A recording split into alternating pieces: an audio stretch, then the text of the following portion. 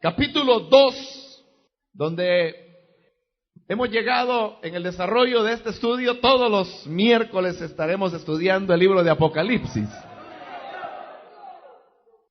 Así que véngase confiado que si el Señor no viene hasta que lo terminemos, ¿no? Leamos Apocalipsis capítulo 2, versículo número 8, que dice: y escribe al ángel de la iglesia en Esmirna, el primero y el postrero, el que estuvo muerto y vivió, dice esto: yo conozco tus obras y tu tribulación y tu pobreza, pero tú eres rico. Y la blasfemia de los que se dicen ser judíos y no lo son, sino sinagoga de Satanás. No temas en nada lo que vas a padecer. He aquí, el diablo echará a algunos de vosotros en la cárcel para que seáis probados. Y tendréis tribulación por 10 días. Sé fiel hasta la muerte, y yo te daré la corona de la vida. El que tiene oído, oiga lo que el Espíritu dice a las iglesias. El que venciere no sufrirá daño de la segunda muerte. Hasta ahí dejamos la lectura. Pueden tomar su asiento, hermanos, por favor. Seguimos, hermanos, en esta ocasión con nuestro estudio de el libro de Apocalipsis. Y actualmente estamos en la segunda parte del libro, la parte que el Señor Jesús tituló Las cosas que son. Dentro de esta segunda parte, que comprende los capítulos 2 y 3, encontramos las 7 cartas que el Señor envió a las iglesias que estaban ubicadas en lo que en esta época se llamaba Asia, pero que en la actualidad corresponde al país que se llama Turquía. El mensaje que ahora corresponde considerar es aquel que el Señor Jesús envió a la iglesia de Esmirna.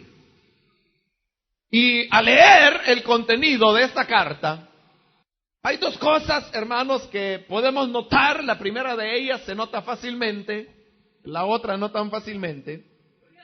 Pero la primera de ellas, la que se nota fácilmente, es que la iglesia de Esmirna era una iglesia que estaba pasando por un período especial de tribulación, de persecución, donde algunos hermanos habían sido puestos en la cárcel y sin embargo el Señor les decía a ellos que permaneciesen fieles, que fuesen fieles hasta la muerte y que ellos recibirían la corona de vida.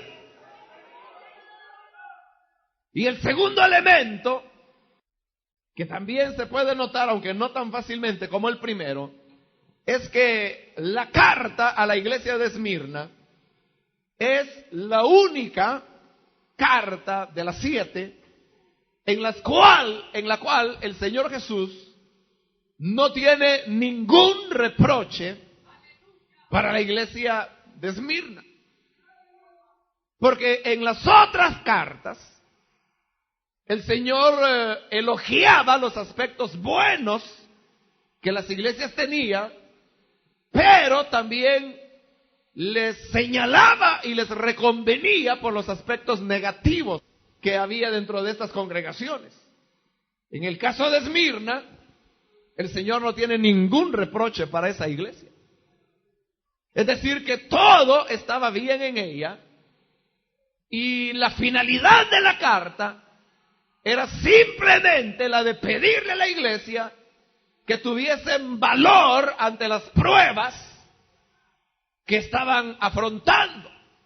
Por eso el Señor les decía: no temas en nada lo que vas a padecer. Pero luego, en todas las otras cartas, todas las iglesias tienen cosas buenas y cosas malas, a excepción de la Odisea, que en ella todo es malo. Pero eso lo vamos a ver más adelante. Entonces, ahora, como digo, corresponde este mensaje a la iglesia de Esmirna. Y recordará que en la última ocasión también habíamos explicado que estas cartas contienen, hermanos, un elemento profético que a través de estas cartas nos presenta lo que son las diferentes etapas que la iglesia de Cristo ha atravesado desde el momento de su fundación hasta el momento de su arrebatamiento. Y digo que son aspectos proféticos porque en el momento en que Juan lo escribió, nada de eso había ocurrido ahora. Había ocurrido aún. Lo que hoy ocurre es lo contrario. La mayor parte de eso es historia ya. Y el último mensaje, que es el de la Odisea, es la época presente en la cual estamos viviendo. Entonces, hoy para nosotros ya no es profecía, es historia. Pero cuando Juan lo escribió, sí eran cosas que todavía estaban por ocurrir en el futuro. Y como le explicaba la vez anterior, que si uno pudiese tener una línea del tiempo que va desde el día de Pentecostés, cuando la iglesia es fundada, y esa línea se prolonga a través de casi 2000 años hasta llegar al arrebatamiento, que no sabemos cuándo será. Si uno toma esa historia de la iglesia y la divide en 7 partes, cada una de esas partes corresponderá a cada una de las cartas que el Señor envió a las diferentes iglesias de la región de Asia.